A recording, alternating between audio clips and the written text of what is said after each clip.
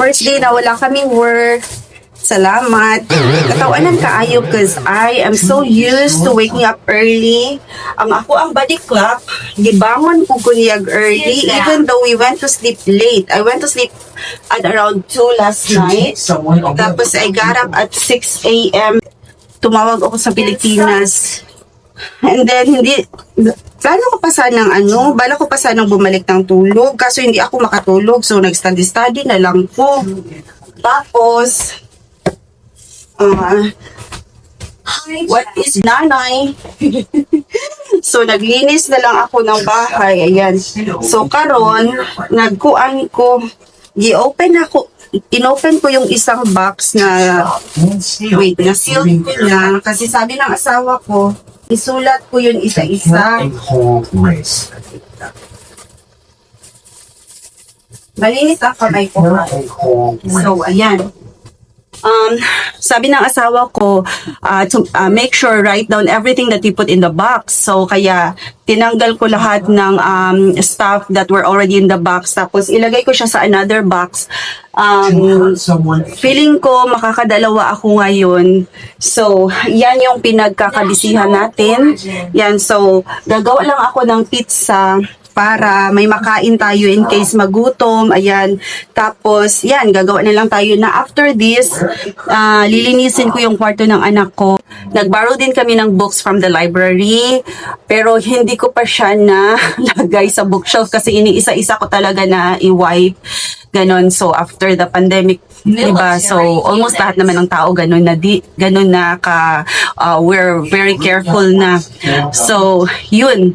Maglilinis ako ng room ng anak ko later, tapos i-try ko kung may time pa, ayusin ko yung decoration sa wall para kapag nag-homeschool kami, medyo, like exciting yung vibes ng ating kwarto, and ipapakita ko sa inyo kung ano yung mga gagawin ko. Hindi ko na i-change yung mga old na decors, old na posters ko kasi yung purpose ko lang naman talaga is to give the room like school vibes, char, gano'n. Yeah. So, see you! So, ito na yung ating, dito, sitwasyon sa ating bahay. Yan. Yan, yung mga old na clothes ng, ng asawa ko. Tapos, yan. Ilagay natin yan dito sa, sa box. Tapos, ilagay ko siya doon sa dulo para hindi masyadong, ang tawag, it's not really blocking the way. Yan.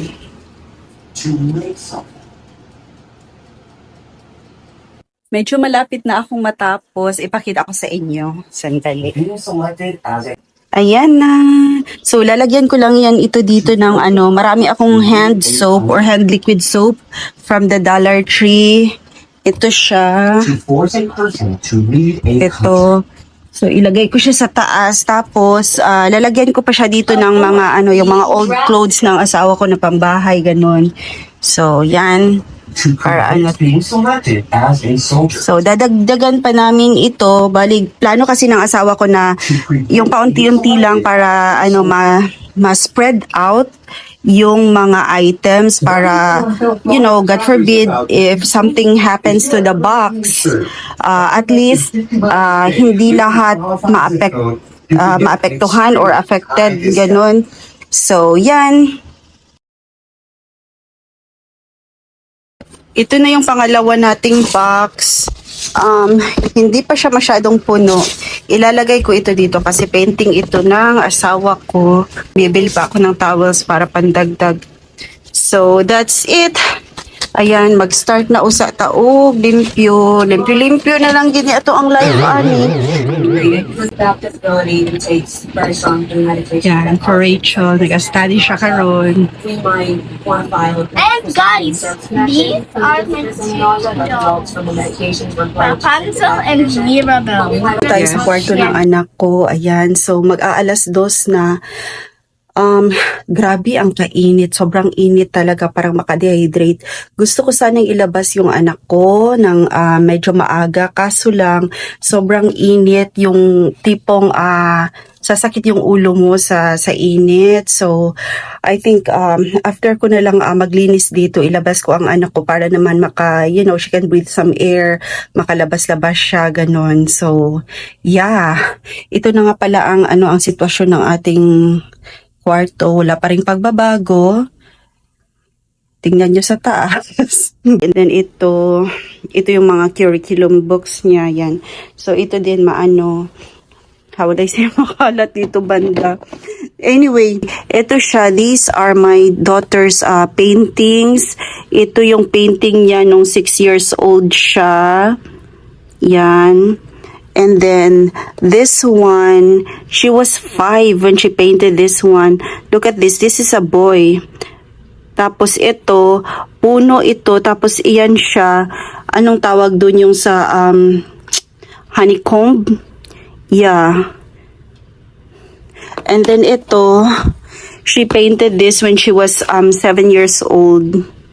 Yan, kinikip ko lang kasi, para pag lumaki siya, may something ako na maipakita sa kanya. Yan. Ito banda, grabe na talaga to. Yan. Oh So, my ayusin natin God. yan. Alrighty. I wake up in the morning with a smile on my face, feeling thankful for the love and the happiness we chase. Sun is shining brightly, sky so blue and clear. With every breath I take, I'm grateful you are near. So grateful. Thank you for the laughter, thank you for the tears, thank you for the moments that we hold dear. Thank you for This is how it looks over here. Ito lang yung mga malalaki niya na nalaruan. Na palagi niyang nilalaro everyday. the world can.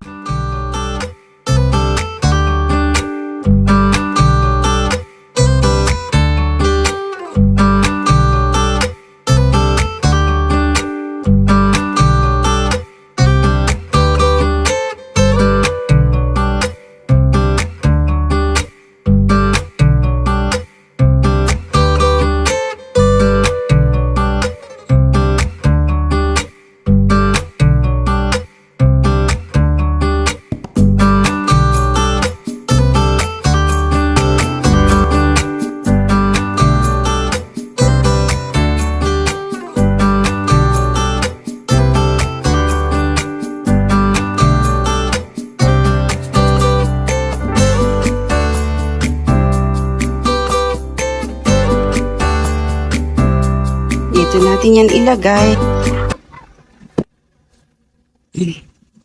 And then yung science book, dyan natin yan ilagay. I need to borrow some math books. And doon ko siya planong ilagay. Dali na. So, kulang pa siya. Ayan. Ayan, napadaiterido ha ka libro. Ayan. So, ayusin natin ito.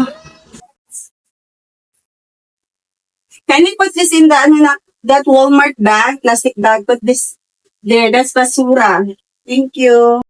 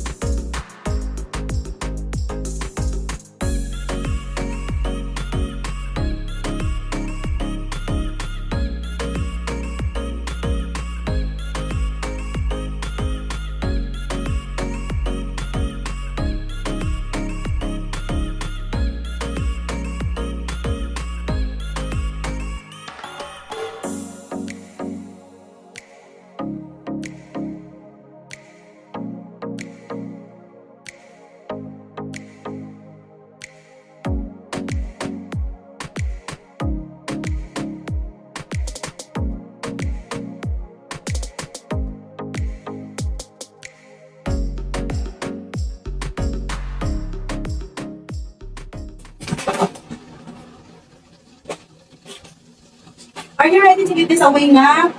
Yes. Yeah, that's for babies. That's really beautiful. Just kidding. Ah, you still want it? Yeah.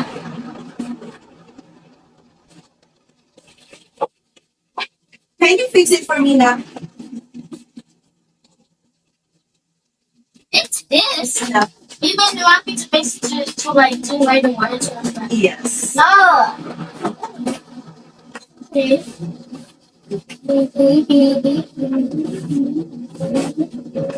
How about this?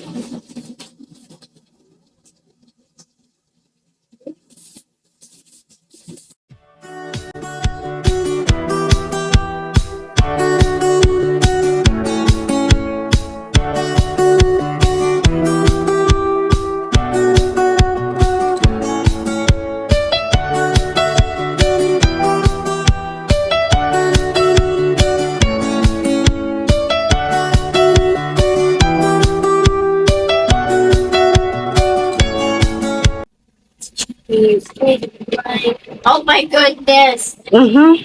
Just sit. You don't even know what to sit, Barbie. You don't know what to sit. All you care about is being fashion and fancy. You don't know dear. what to sit. Yeah, ito na yung room ng ating anak. Medyo inayos ko lang siya ng konti, organize ng konti, ganyan. Tapos ito yung kanyang baby section. Dinagdag ko yan siya dyan. All curriculums ng anak ko. I don't know what to do with them. Like, hindi pa ko ready na to let go sa ila. And then ito yung ating bookshelf. Ayan.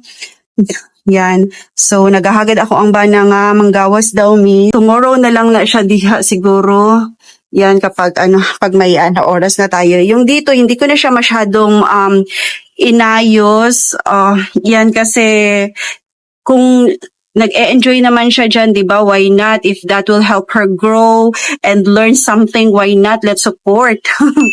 Yan. Pero inayos ko lang, medyo inorganize ko lang ng konti. Ayan, I told her to throw away the stuff that she doesn't need anymore. Yan. And then ito siya, yan yung lalagyan namin ng mga crafts. And then ito, actually, ito yung laman nito. Yan. Tapos meron tayong mga balloons. So, ganito lang, kasimple, char. Yan, and tapos na tayo, manglaag usa ta.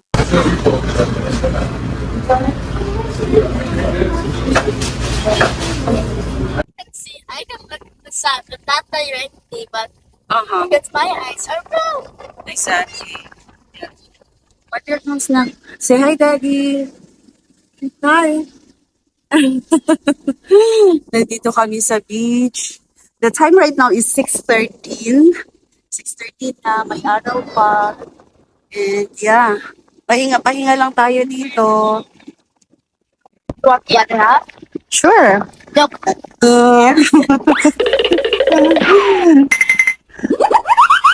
Daddy. Daddy. Hi.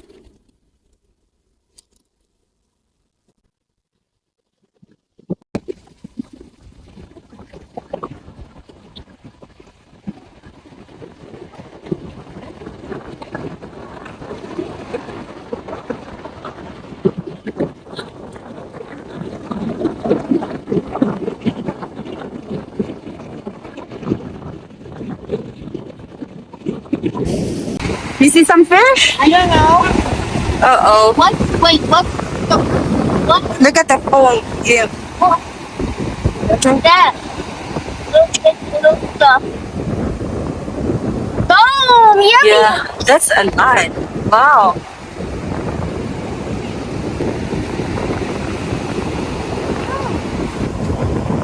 Oh, that's a lot. Look at that.